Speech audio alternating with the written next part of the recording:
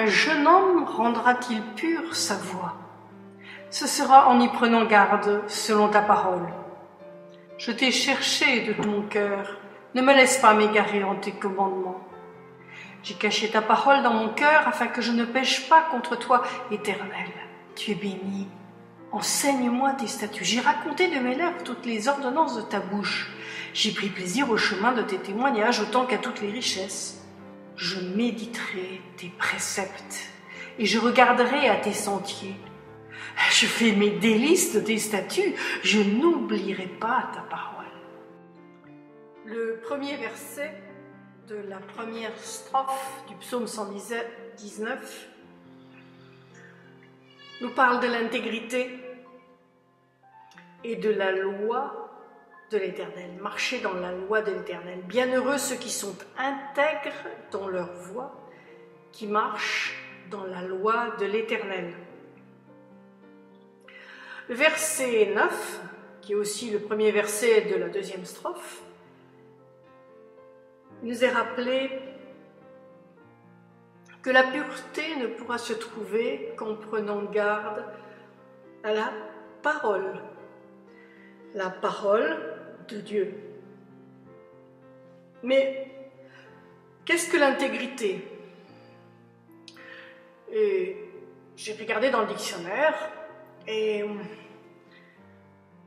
il y a une première définition, par exemple, c'est l'état d'une chose, d'un tout, qui est entier, qui a toutes ses parties. On a l'intégrité d'un territoire, par exemple. Mais il y a un deuxième sens, c'est l'état de ce qui est sain, S-A-I-N, sain, intact, qui n'a subi aucune altération, aucune atteinte. Par exemple, l'intégrité des fonctions, ou bien l'intégrité de la foi, de la morale. Puis il y a un troisième sens, qui est le caractère, la qualité d'une personne intègre, incorruptible, dont la conduite et les actes sont irréprochables. Par exemple, un magistrat qui sera intègre, ou un professeur qui aura une intégrité face à ses élèves.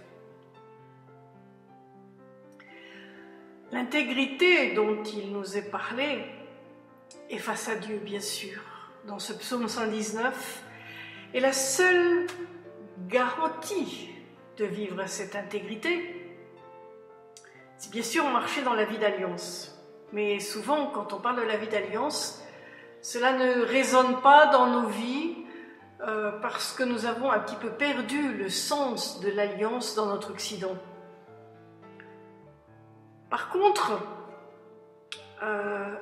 cette intégrité, cette unité de la personne est ce que Jésus a prié dans Jean 17, quand il a dit à son Père qu'il soit un comme nous sommes un, dans la prière dite sacerdotale. Souvent nous pensons que cette unité doit être entre les hommes, bien sûr, mais l'intégrité dont parle le Seigneur en premier lieu, c'est notre intégrité personnelle pour chacun de nous.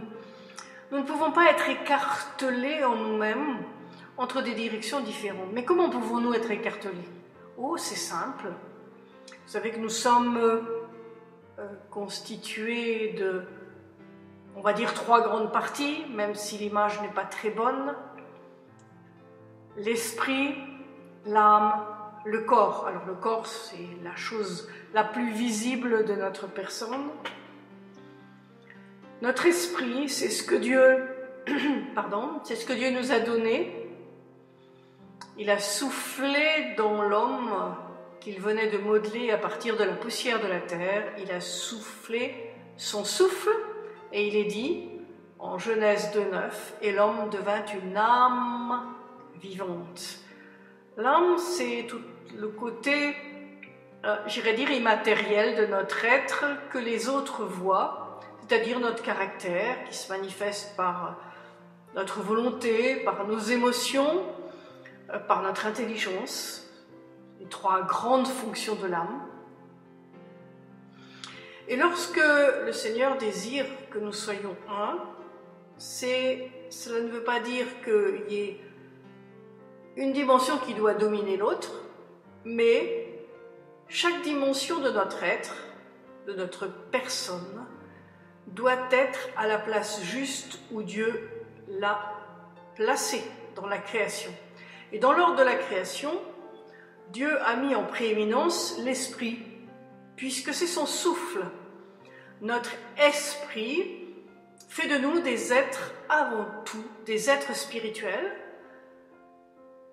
Nous sommes incarnés, c'est-à-dire dans la chair, parce que Dieu l'a voulu, mais notre première, j'irais dire, état, c'est d'être un être spirituel avant d'être un être humain.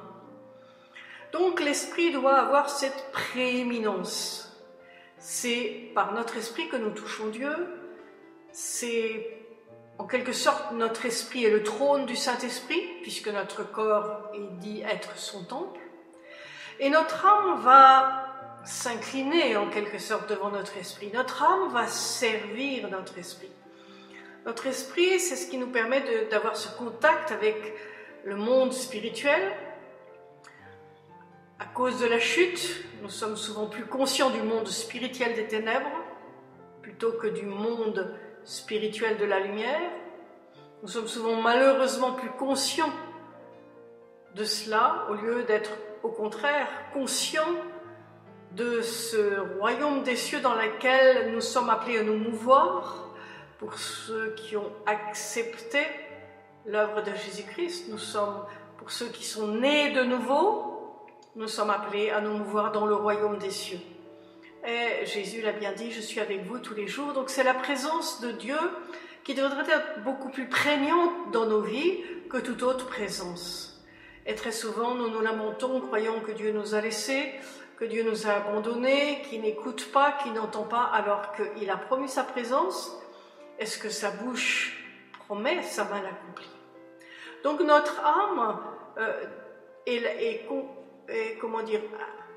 voulue par Dieu pour être la servante de notre esprit, et notre corps doit servir notre âme. C'est pas l'inverse, c'est pas notre corps qui doit dominer sur notre âme et notre âme sur notre esprit. Non, c'est notre esprit qui est en quelque sorte la tête, notre âme est le corps, et le corps est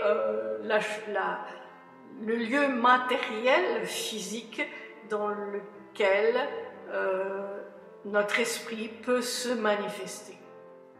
Cette intégrité dans la marche et dans la loi de l'Éternel, parce que nous ne pouvons pas être intègres aux yeux de Dieu sans être soumis à sa loi, et donc à ses paroles. Souvenez-vous ce qu'il est dit dans Deutéronome, que l'homme ne vivra pas de pain seulement, mais de toute parole qui sort de la bouche de Dieu. Nous avons donc besoin d'entendre Dieu parler à notre cœur. Cette parole nous fait vivre et nous avons besoin non seulement de l'entendre, mais de l'appliquer, bien sûr. Vous savez que Shema, je le répète souvent, c'est écouter, c'est obéir en appliquant ce que j'ai entendu. Ce n'est pas dissociable.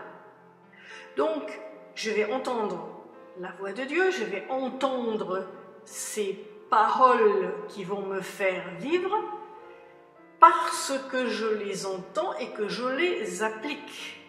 Et cela va me donner immédiatement une dimension de bonheur, de sérénité, de joie et de paix. La joie est un fruit de l'esprit. Le bonheur, c'est un état. C'est plus qu'être heureux, le bonheur. C'est véritablement un état dans lequel je suis en permanence. C'est la béatitude. Bienheureux ceux qui sont intègres dans leur voie. Bienheureux ceux qui gardent les témoignages de l'Éternel. Qu'est-ce que c'est que les témoignages de l'Éternel? C'est tout simplement ce que lui-même dit de lui-même. Et lorsque nous lisons les Saintes Écritures, lorsque nous lisons la Bible, nous découvrons ce que Dieu dit de lui-même. Et c'est déjà une façon de le connaître. Beaucoup de gens aimeraient entendre la voix de Dieu surnaturelle sans avoir cherché à connaître Dieu au travers des Saintes Écritures. Ils se trompent. Parce que les Saintes Écritures, c'est la pensée révélée de Dieu. Jésus va le dire dans Jean 5. Il le dit au maître de la loi. Il dit les Saintes Écritures témoignent de moi. Les Saintes Écritures témoignent de moi. On le voit aussi avec les disciples d'Emmaüs quand le Seigneur, le jour de sa résurrection, se joint à ses deux disciples qui s'en allaient vers le village d'Emmaüs et qui étaient tellement tristes. Et il va commencer par Moïse et les prophètes et il leur enseignait dans toutes les Écritures les choses qu'ils regardent. Et quand ils ont entendu le Seigneur Jésus, qu'ils n'ont pas encore reconnu, leur parler de qui était ce Messie qu'ils avaient cru reconnaître, qui était ce Messie, que Jésus-Christ était bien ce Messie, que ce Messie devait souffrir, devait mourir, c'était écrit dans les Saintes Écritures, alors leur cœur commence à brûler. Alors ils commencent à le reconnaître, ils commencent à le connaître et ils demandent à Jésus de rester avec eux. Vous voyez que connaître le Seigneur, souvent on cherche à le connaître et on cherche, j'irais dire midi à 14h. Commençons par les Saintes Écritures en réalisant que toutes les Saintes Écritures parlent de Jésus-Christ. Donc Dieu se laisse voir, se laisse toucher, se laisse connaître, se laisse reconnaître et cela par la Bible, par les Saintes Écritures, l'Ancien Testament, et dans le Nouveau Testament, il nous est témoigné de la vie de Jésus sur la terre, il nous est témoigné de ses enseignements. Nous avons tout cela, c'est un privilège. Combien de générations n'ont pas eu ce privilège d'avoir une Bible à leur disposition, tout simplement. Donc nous sommes privilégiés. Donc les témoignages de Dieu vont me rendre bienheureux. Je vais trouver un bonheur à découvrir qui est Dieu au travers de ses témoignages, de ce qu'il a dit de lui dans les Saintes Écritures. L'intégrité nécessite une dimension de volonté, nécessite une persévérance, un désir d'aller jusqu'au bout. Et nous le voyons au verset 10, « Je t'ai cherché de tout mon cœur ». Vous voyez, Dieu regarde notre désir. Quel est notre désir de lui? On peut bien lui dire « Seigneur, je t'aime, je t'aime, je t'aime », dire de belles paroles dans des prières, dans des réunions. Mais si nous n'avons pas ce désir du cœur, Dieu le voit très bien. Il est le seul à voir dans notre cœur jusqu'au fond. Il connaît ce qui est dans notre cœur. Est-ce que ce que nous disons, c'est véritablement ce qui sort de notre bouche à cause de l'abondance de ce qui se trouve dans mon cœur? Ou bien est-ce que ce sont des paroles d'illusion, du vent, qui n'a aucun impact et donc je n'aurai aucune intégrité à démontrer devant Dieu? Dieu connaît mon cœur. Et là, au verset 10, « Je t'ai cherché de tout mon cœur, ne me laisse pas m'égarer de tes commandements. » Tu as vu, Seigneur, le désir que j'ai de toi, d'être intègre dans ma vie, d'être mis à part pour toi, d'être consacré à toi. Tu es mon partenaire d'alliance. Je ne désire pas dévier de ce qui est ta volonté. Alors, Seigneur, ne me laisse pas m'égarer, loin de tes commandements. Les commandements, en hébreu, c'est Torah, c'est paroles, c'est l'instruction, c'est l'enseignement. Les paroles de Dieu sont précieuses. C'est de l'or.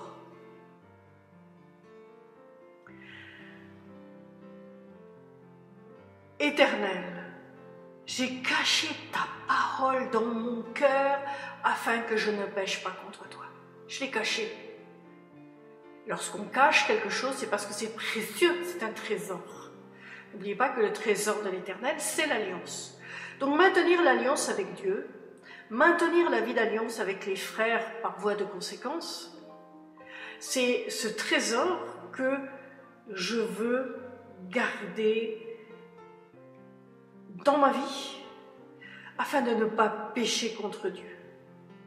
J'ai caché ta parole dans mon cœur afin que je ne pêche pas contre toi. Voyez, je n'ai pas caché la Bible dans mon cœur. J'ai caché la parole, c'est-à-dire ce que Dieu m'a dit, c'est-à-dire sa pensée révélée en moi qu'il m'a dite, qui est bien sûr conforme aux Saintes Écritures. La seule garantie que je ne suis pas trompée, c'est justement de vérifier dans les Saintes Écritures, et que les Saintes Écritures soient connues de moi pour que ce que je reçois dans mon être intérieur, dans mon cœur, je puisse bien attester que c'est cela la parole de Dieu. Je ne vais pas aller plus loin pour laisser chacun un petit peu méditer. Je vous encourage à écrire ce que vous recevez sur le blog, dans sa présence, qui est surtout réservé à la méditation de ce psaume 119 que nous poursuivons pendant tout l'été, si Dieu le veut.